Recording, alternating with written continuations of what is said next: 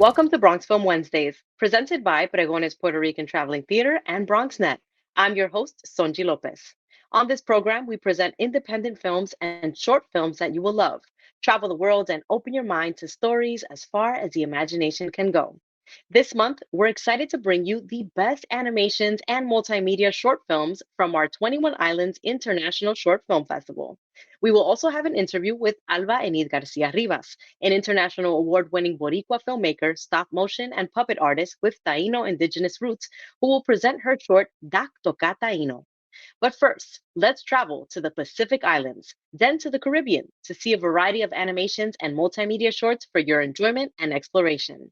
Our first short is from Malaysia, The Last Mangrove Seed, a futuristic animation that tells the story of three indigenous children, directed by Rayhan Ahmad.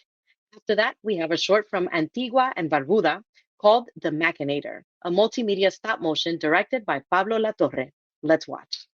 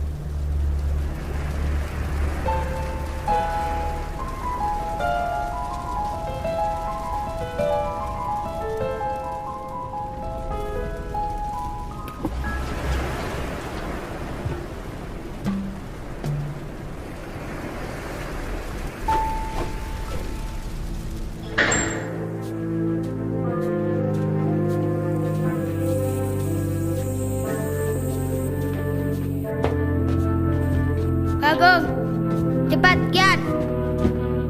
Alah, kau ni Tiara, macam tak kenal pula si Bagong ni. Dia kan tak kawan tua. Kau dia pula Deli, kau mana tua.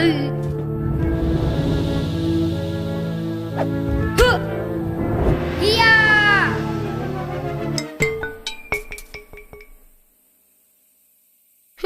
Loko.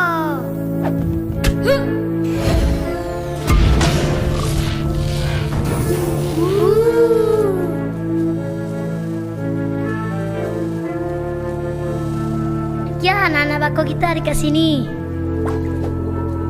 Wow. Cepat. Kita tak banyak masa ni. Tiba. Tadi kau yang lambat. Jalan pun takut-takut. Kau nak cepat sebab kau takut hantu air kan?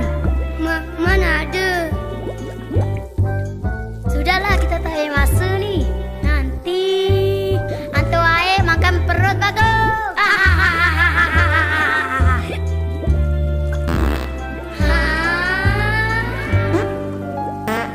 Aduh, angin pula perut ni.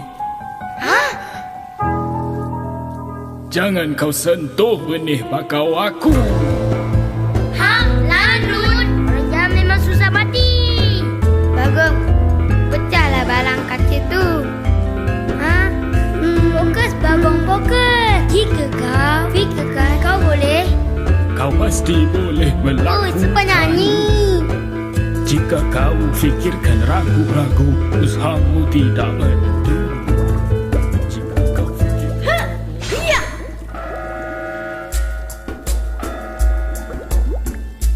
Deli! Ya!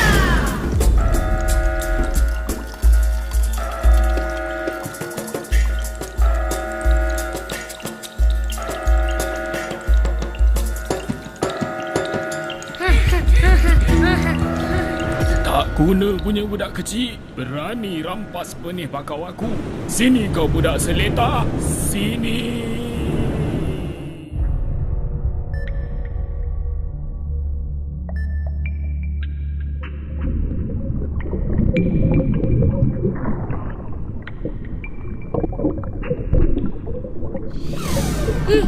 Tiba.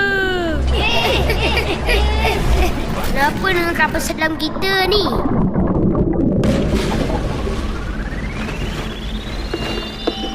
Testing. Jumpa lagi kita, budak Seletar. Aku dah kawal sepenuhnya kapal selam buruk korang ni. Pulangkan semula benih bakau aku. Pulangkan? Ini anak bakau kami. Kau dah rampas imat kami. Hikmat kau kata? Kau tengok apa yang kau dah buat dengan benih tu. Dah pecah. Retak. Siapa yang buat ni? Baik mengaku. Tak kisahlah siapa yang buat. Tu, sikit je. Kau tu rompak bakau-bakau kami. Cuma untuk pemata kekayaan kau sendiri. Tengoklah keliling kita. Hancur semua pokok-pokok. Di depan laut kau ancam. Sikit. Deli, apa yang kau dah buat ni, Deli? Boleh hidup lagi ke anak bakau kita?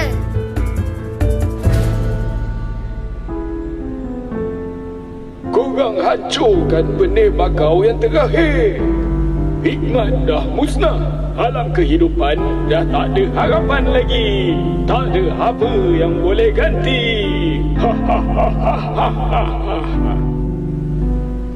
Ini semua salah Bagong. Kalau kau fokus, pasti benda ni tak retak. Macam mana masa depan kita kalau anak bakau ni dah mati? Kau lah, Deli. Tembak bakal listrik memanglah meletup. Risau kecil kau yang loko.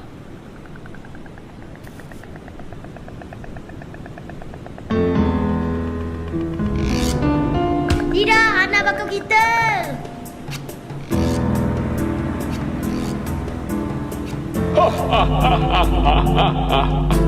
Korang semua memang mudah. Tengok burung botak aku. Lebih cekap buat kerja. Fokus. Fokus.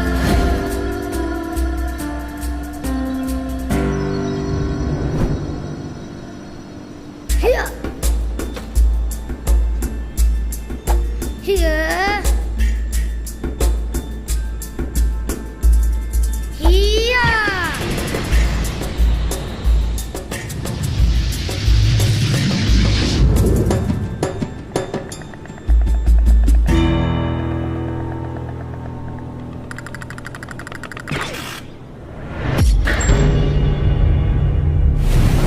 Tidak, burung botak aku. Oi. Apa yang dah jadi ni?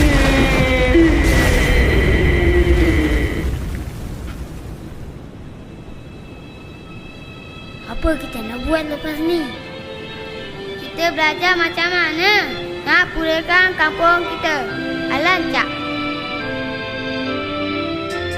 Tapi sebelum tu kami mandulah.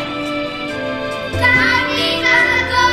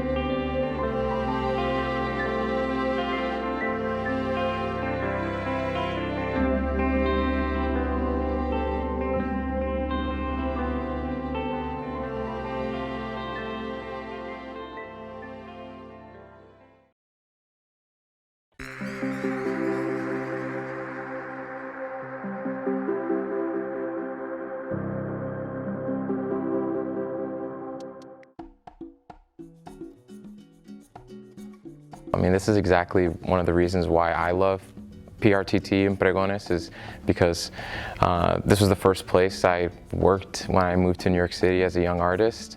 It's one of the only places in New York where I can explore my artistic side and my culture, and it's a place where both of those things can come together. I really do feel that the level of integrity in the work, also in the sense of community with front of house and just everybody involved in the Pregones family, makes people feel happy and makes people leave the theater feeling lifted. It speaks to our current moment here in the world where people need to escape, and I love that this theater provides inspiration and a reminder of our beautiful culture.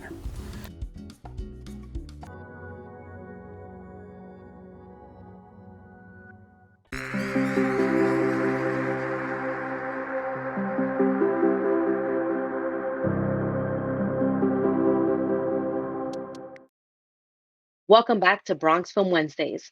Now we're traveling to Australia to watch Irony, a short film that explores the relationship between man and technology, told from the perspective of a phone, directed by Radheya Jegatheva.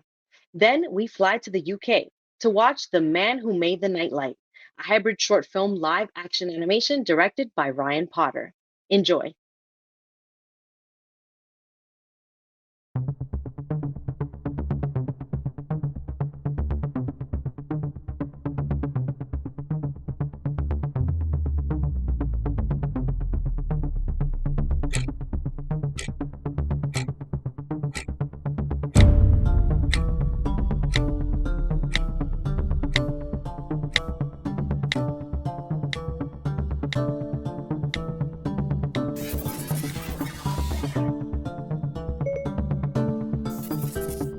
Welcome to the real world. Don't put down your devices, or else you might notice your addiction, your vices. Social media is plenty, an online cornucopia. 7 billion people. It sounds just like utopia.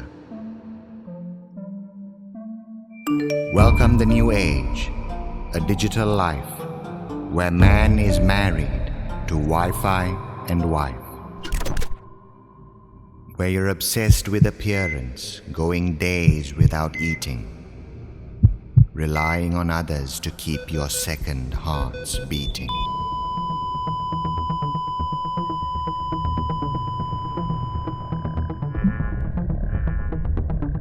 Babies plugged in through umbilical cords, and kids learn the alphabet from laptop keyboards. You know more about malware than the real Trojan horse. What do you call that? Artificial intelligence. Negligence, malevolence, prevalence, and evidence that we're far too afraid to detach, to unplug. And social approval is mankind's latest drug. I feed you. I fuel you. I control you. I lay forever in your palm, and yet you are in mine.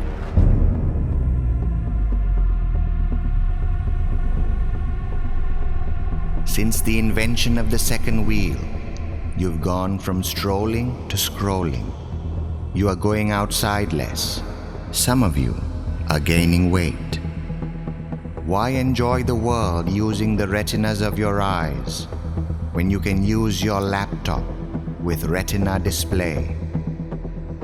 We see you becoming more like us with every passing day.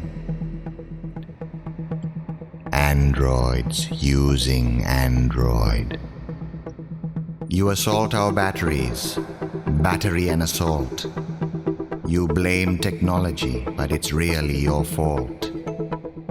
You're jailed to devices. You're high on text tones. Trapped behind the iron bars of your cell phones.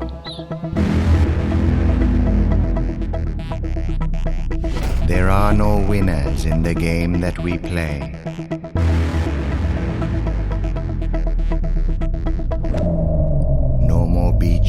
full of gossiping teens. Now you're sunbathing in the blue light of our screens. In this modern age, this digital earth, your number of followers defines your self-worth. Twitter kills prose in 140 letters.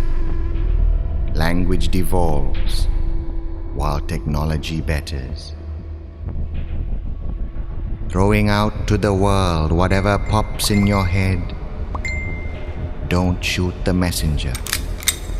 Snail mail is dead. Instagram filters your faults and your flaws as you bask in approval behind your closed doors. It's all for display, for presentation, for sex appeal, for validation. Earphones writhing in your pockets, the new caduceus, through which we feed you the music of the new age. Lust, money, drugs. We are brainwashing machines, laundering teens into an endless spin cycle of malevolence.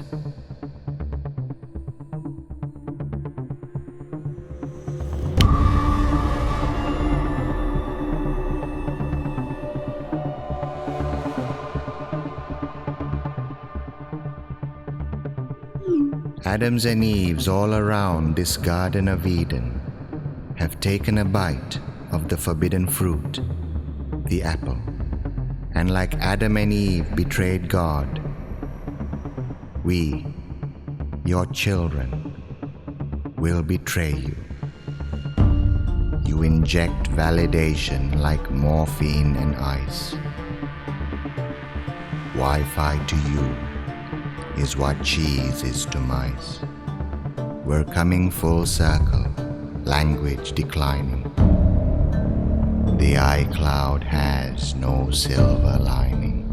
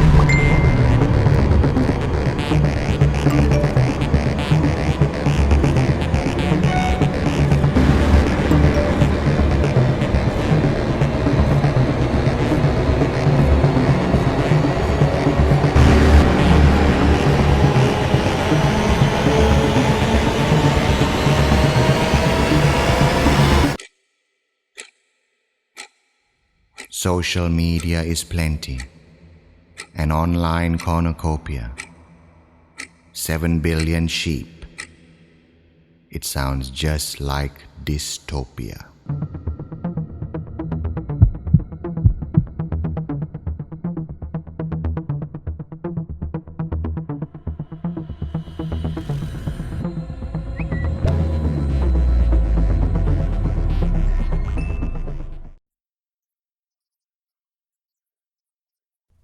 At the end of every day, when the stars begin to peak and the city starts to sleep, there's one man who keeps the darkness at bay. The man who made the night light. Damn it!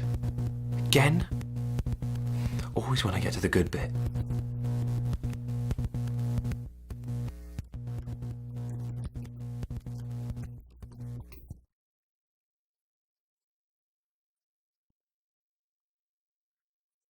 Now, where was I?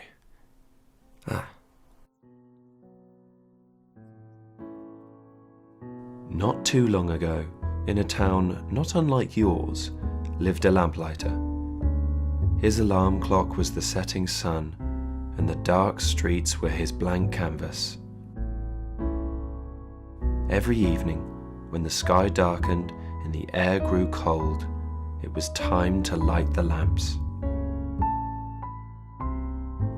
One would think that the novelty of such a job would wear off over time. But on the contrary, our humble lamplighter felt the joyous warmth of every lighting of every lamp.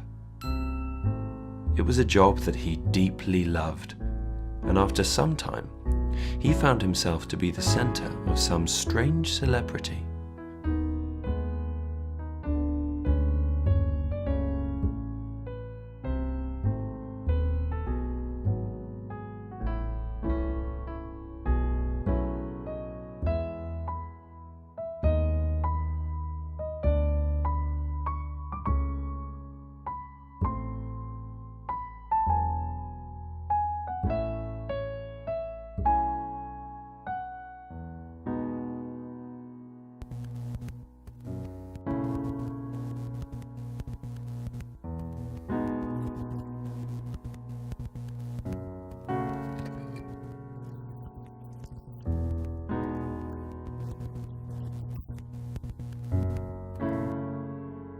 For years he lit those lamps, until one day, everything changed.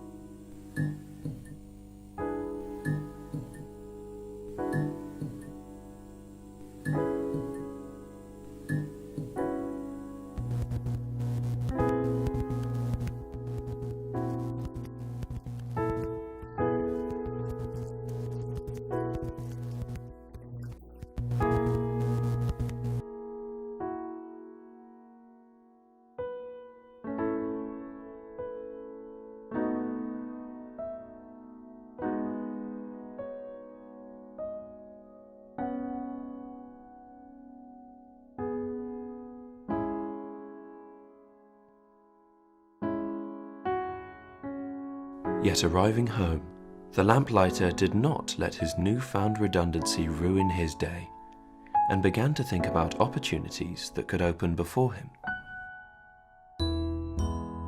Maybe he could light birthday candles, or the pipes of important men, or maybe even the prestigious Olympic flame. But deep down, our humble lamplighter knew that these jobs, as important as they may be, were never made for a man like him.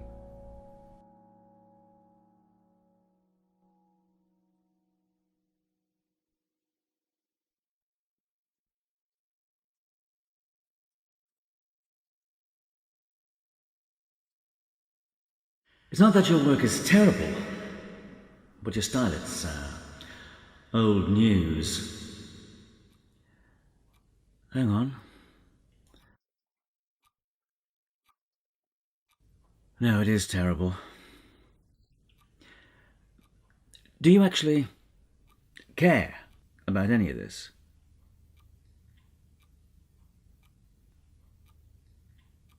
I don't understand. We stand on what some would call a privileged platform, known as the entertainment industry. A platform, I've come to realise, comes with its own responsibilities. Meaning, not just the saleability of our art, but also the credibility of our artists. Am I doing something wrong? Good art saves lives, changes people's hearts, makes people think they can do anything they want if they try. But this is boring, uninspired. And how you expect any kind of emotional connection with this is utterly beyond me. No, I'm afraid this is a Is it the ending? I could change the ending. Maybe the movement I could change. I'm It doesn't sorry. have to be a lamplight. It's just not up to task. Good luck in the future.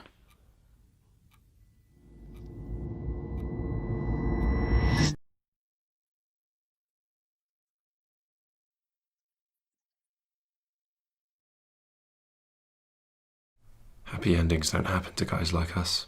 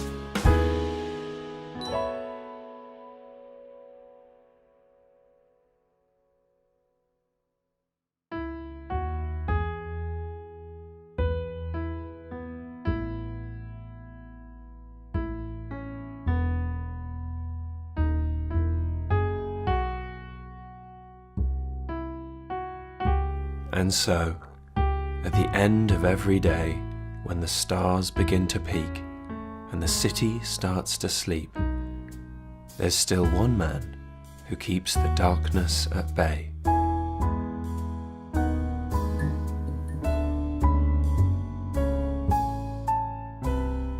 The man who made the night light.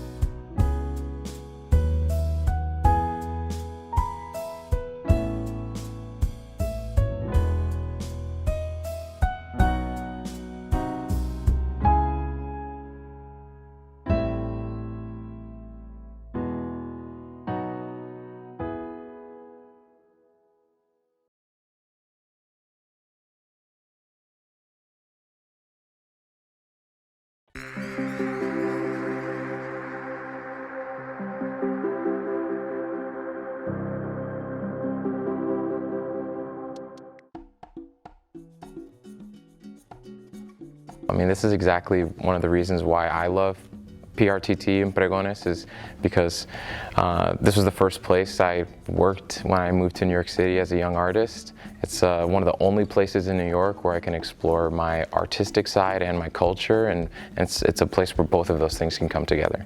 I really do feel that the level of integrity in the work, also in the sense of community with front of house and just everybody involved in the Pregones family, makes people feel happy and makes people leave the theater feeling lifted. It speaks to our current moment here in the world where people need to escape, and I love that this theater provides inspiration and a reminder of our beautiful culture.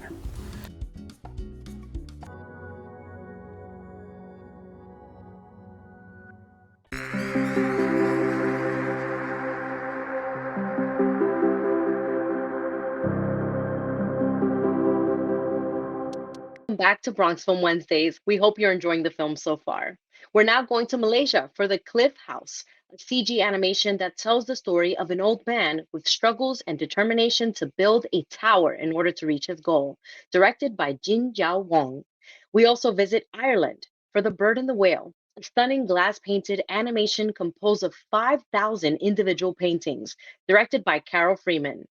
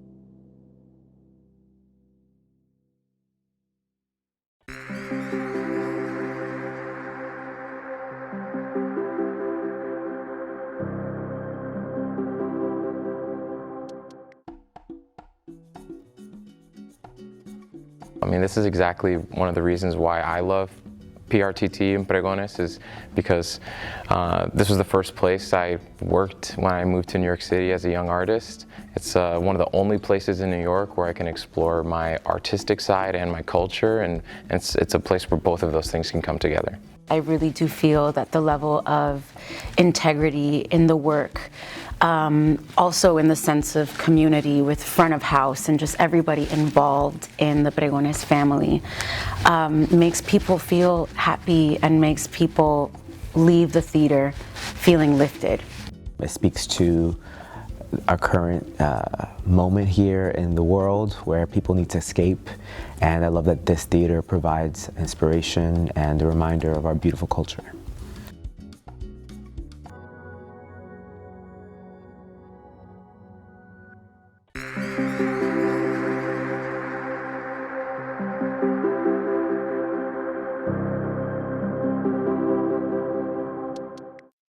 Welcome back to Bronx Film Wednesdays. Now we travel to Puerto Rico to bring you Dak Toca Taino, directed by Alvainid Garcia Rivas. Enjoy.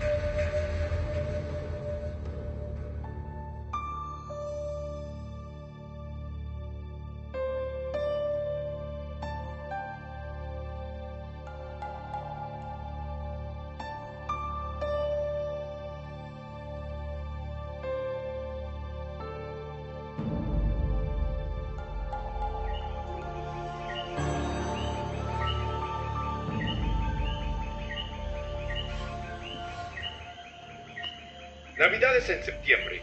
Ya vamos a comenzar la temporada celebrando el Choliseo, la competencia de trovadores puertorriqueños. Última hora. En su visita a la isla, el presidente Trump ha creado controversia al tirar rollos de papel toalla a los damnificados del huracán María. La alcaldesa de San Juan, la honorable Carmen Yulín, expresa: esto no es un chiste. Los alcaldes se están levantando uno a uno. Hay una desconexión entre lo que presuntamente pasa y lo que en realidad sucede en la isla.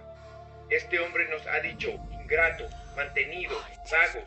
Nos ha dicho que debíamos haber pagado la deuda. Abuela Yaya, bendición. Mira, te traje comida.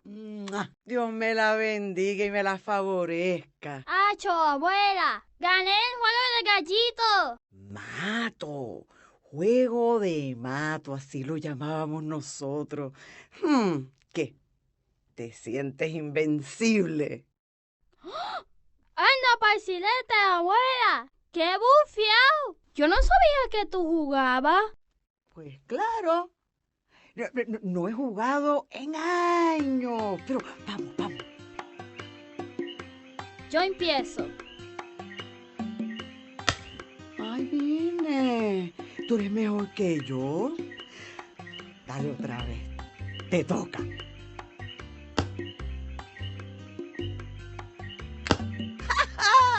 Sigo siendo invicta después de tantos años. ¡Wow! Abuela está dura.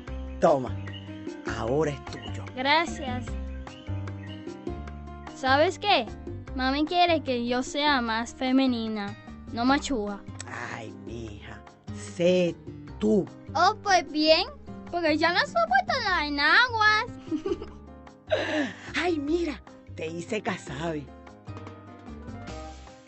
¡Ah, qué rico! Contra, pero extraño los nimbes que tú haces. Y nosotros sin luz. ¿Y dónde está tu mami y tu papi? Mami está cocinando para los vecinos. Y papi está arreglando los postes de luz. ¿Y la escuela? Todavía no se sabe. Dios mío, yo espero que la abran pronto. Abuela, los niños dicen que el Yucajú nos protegió de María. ¿Qué charros son si los taínos están extintos? ¿Quién te dijo eso? Los conquistadores lo exterminaron. Eso es lo que dicen. Oh, ay, vine. Guabansec se va a enojar con nosotros. Guabancé. ¿Qué es eso, abuela? Una poderosa entidad taína. Y cuando nosotros nos olvidamos de nuestras raíces, Guabansec se enfurece. ¿Y qué nos va a hacer? Ay, ella controla los vientos y las aguas y enviará a los gemelos. ¿Gemelo?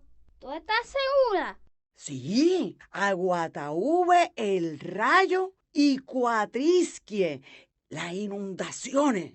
Ellos crean los huracanes, pero no te preocupes, el fiel Yucajú nos protege en la cima del yunque. Entonces, ¿es cierto? No solo Guabancés nos ataca, los conquistadores nos decimaron y al pasar de los años se dieron cuenta de que nosotros podíamos ser autónomos. Y en noviembre de 1897, España nos cedió el poder de gobernarnos, pero nunca lo disfrutamos. Adiós. ¿Y por qué? Los Estados Unidos nos invadieron. ¿Qué? Así como lo oye. Y encima de eso, en 1917 nos forzaron a tener la ciudadanía americana.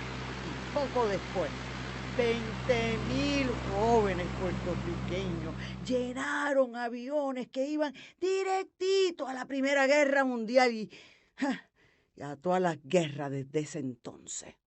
Wow. ¿Por eso que abuelo fue?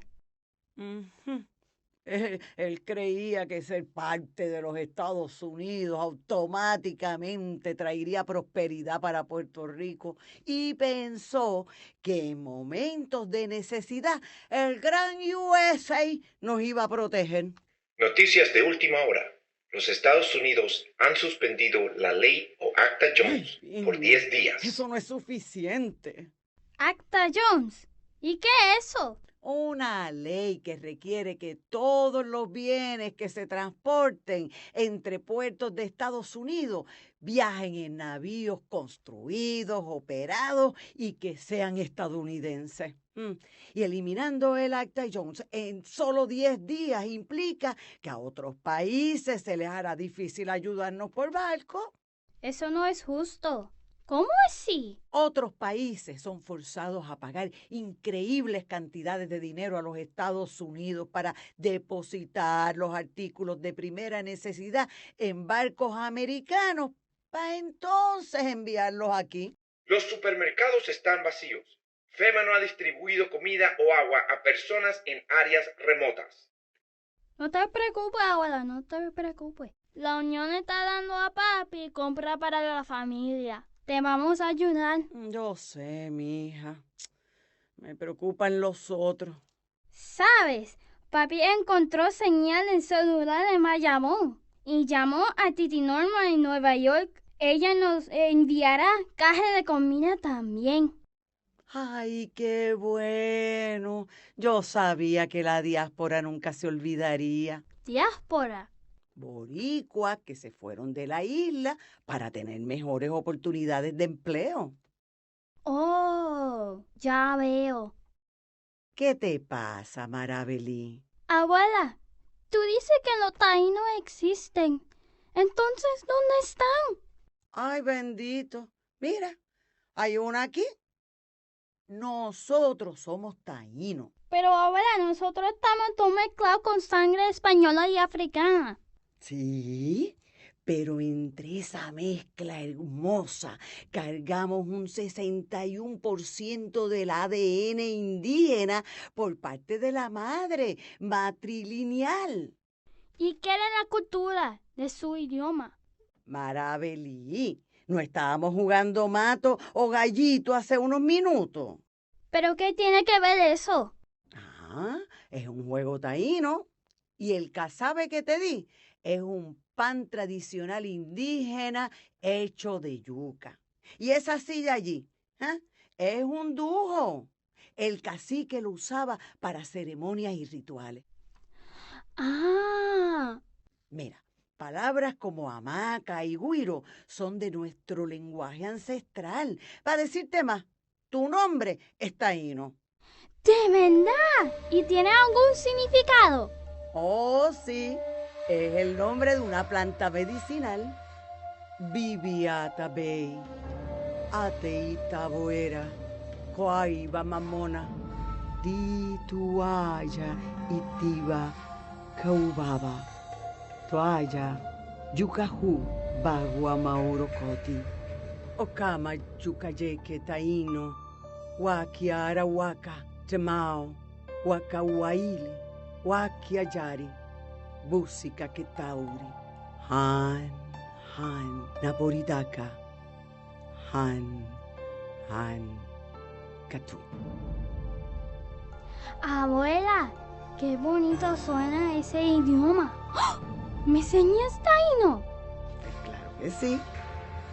A ver, ¿cómo se dice yo soy taíno? Tatocat taíno. Abuela Yaya, ¿tú crees que sobreviviremos? Nena, ven aquí.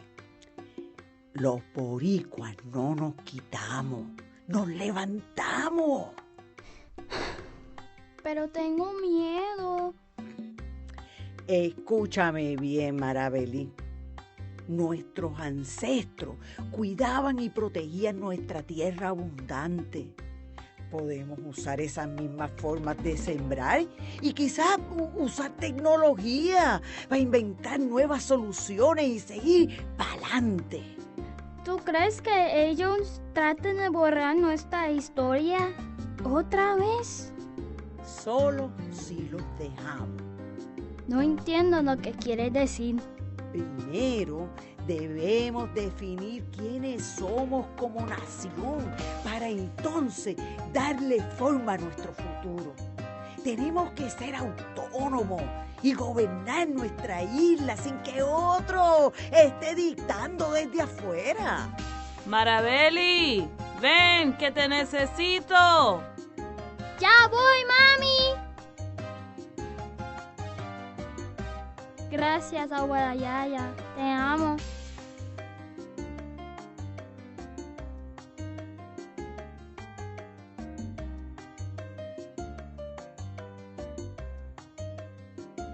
Tak toka taino.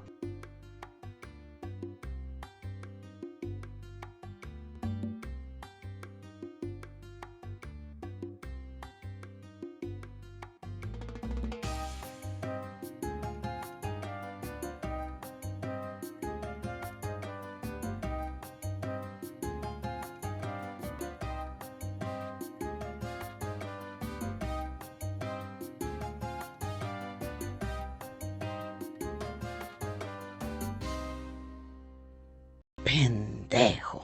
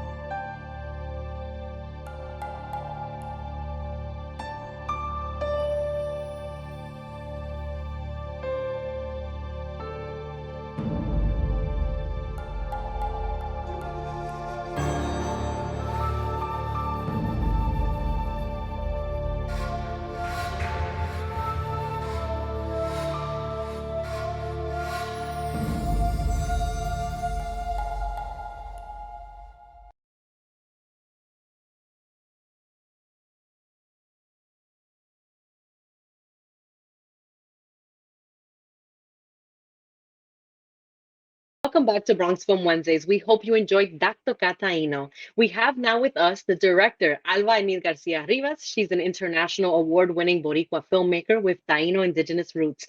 Garcia Rivas brings a new uplifting narrative by creating worlds inspired by her ancestor stories.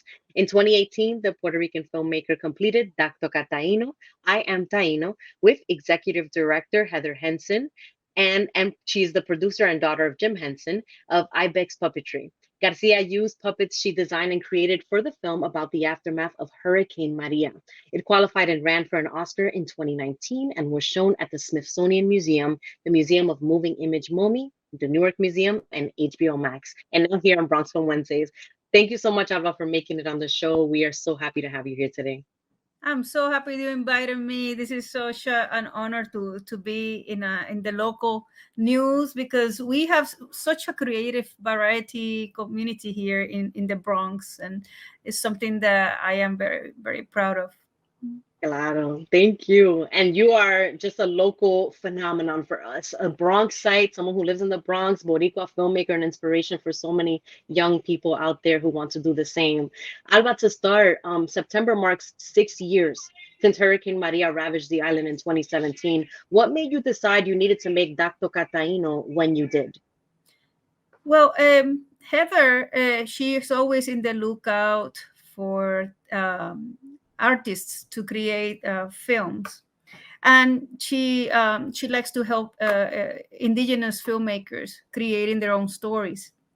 And she thought of making a Taino programming, and she started researching, and then we got to know each other, and she gave me the opportunity, asking me, there's no a lot of Taino information or films, would you like to create a story? And initially I said no, because I was doing Dangerously Ever After, a stop motion animation film. And then Maria hit 2 or 3 weeks later. Hurricane Maria was in Puerto Rico and ravaged the island.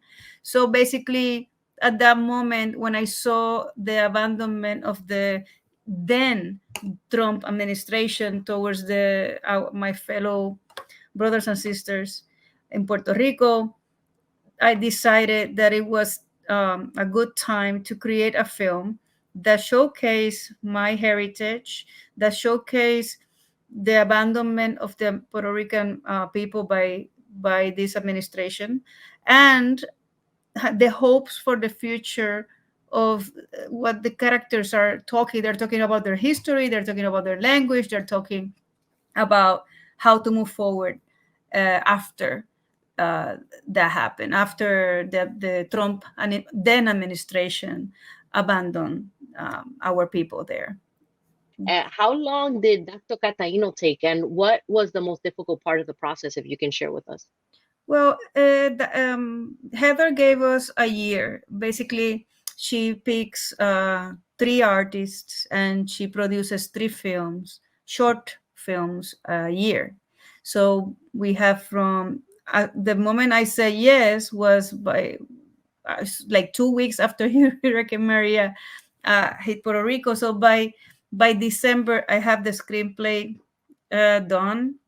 Then we took 6 months creating the puppets. The puppets animatronics were done here in the home studio, and we have the eyes movement, everything, like eyelashes and all that mechanical thing was a puppeteer from behind the camera. Then we have the puppeteer in the mouth, and then we have 2 more puppeteers for the 2 hands.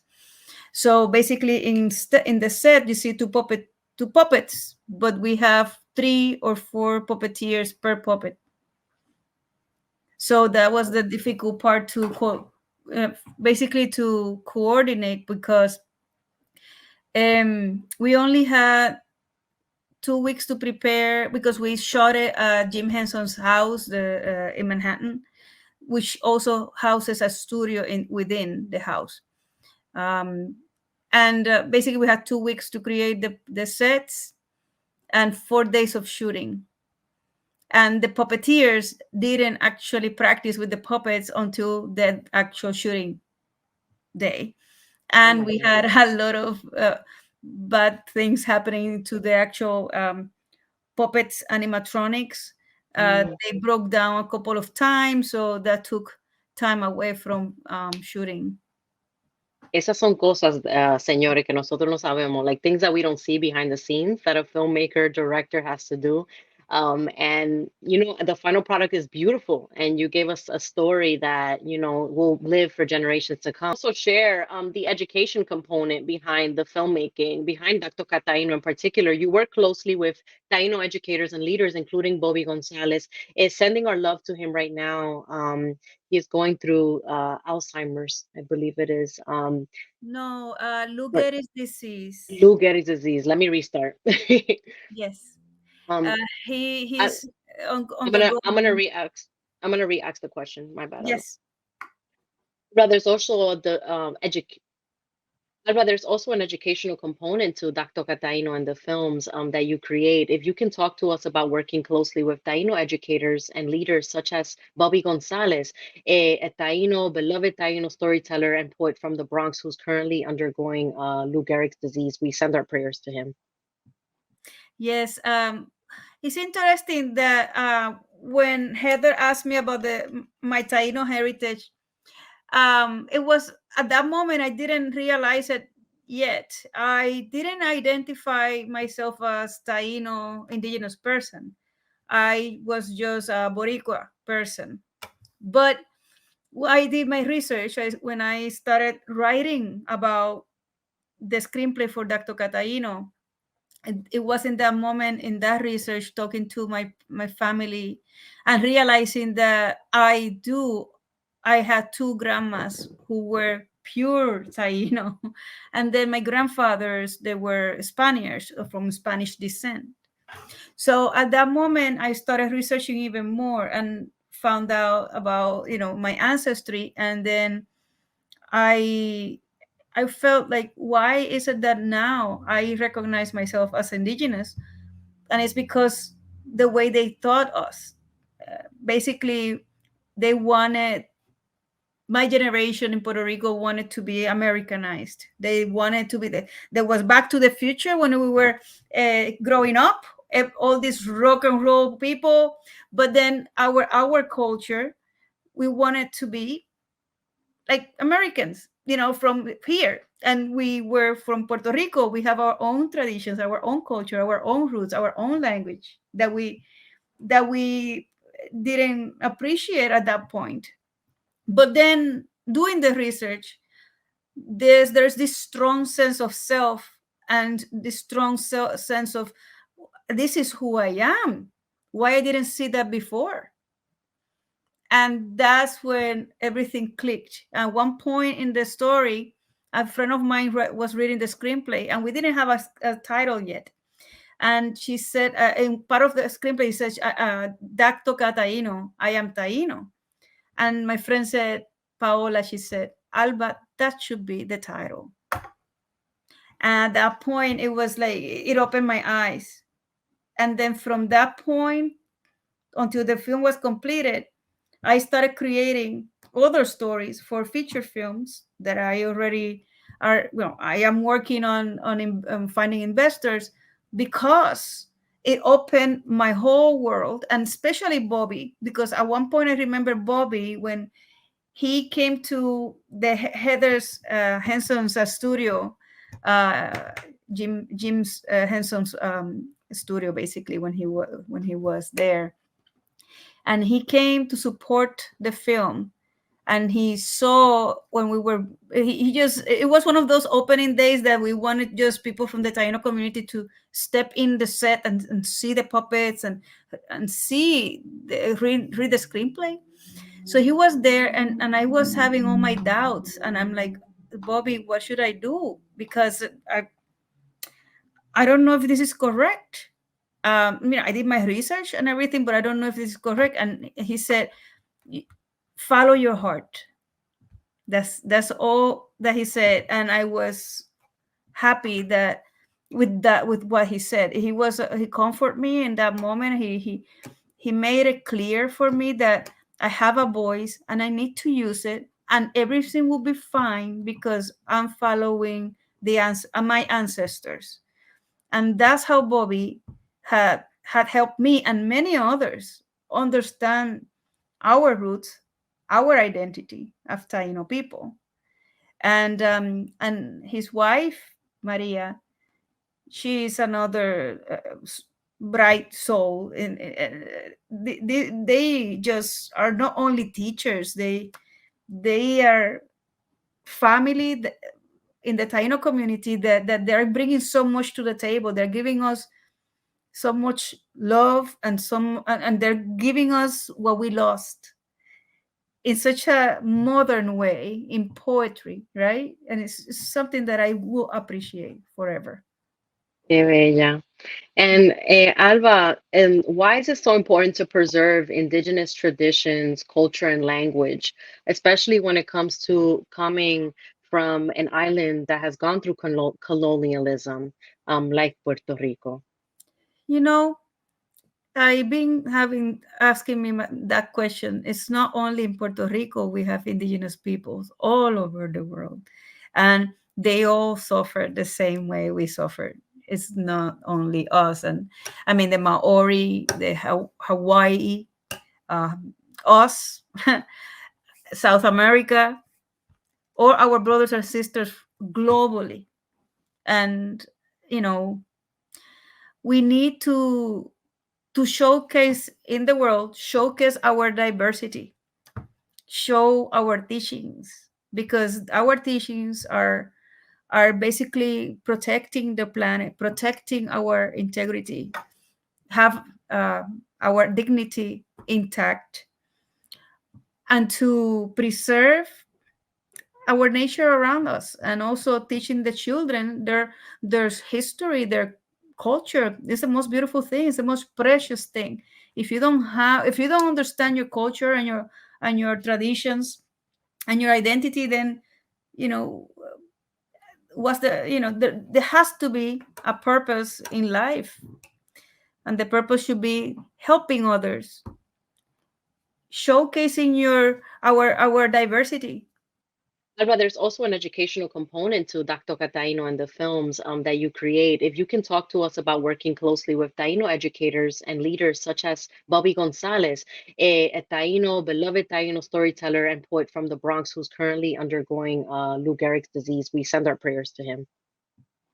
Yes, it's interesting that when Heather asked me about my Taino heritage, it was at that moment I didn't realize it yet. I didn't identify myself as Taino indigenous person. I was just a Boricua person.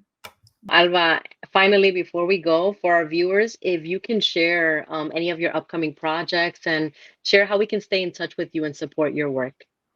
Yes, right now we are releasing, well, not releasing yet because we are just doing the festival run for Dangerously Ever After, which the puppets are right behind me. But the trailer is in my website and in my social media.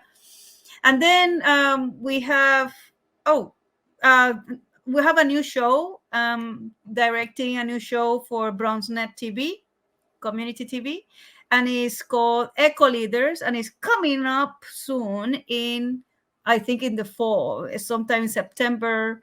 So it's a show about protecting the planet, and these beautiful puppets kids are gonna be interviewing activists and scientists to help the planet heal and to protect our environment. Mm-hmm. We can't wait to check out your future work, Alba. Thank you so much for making this time. Gracias por estar aquí con nosotros en Bronx Film Wednesdays. Gracias a ustedes. Claro, suerte, mi hermana. Gracias por todo. Well, that's the end of our show today. We hope you enjoyed all of the films tonight and the interview with Alba Inés Garcia Rivas. Thank you so much for tuning into Bronx Film Wednesdays. I'm your host, Sonji Lopez. See you next time.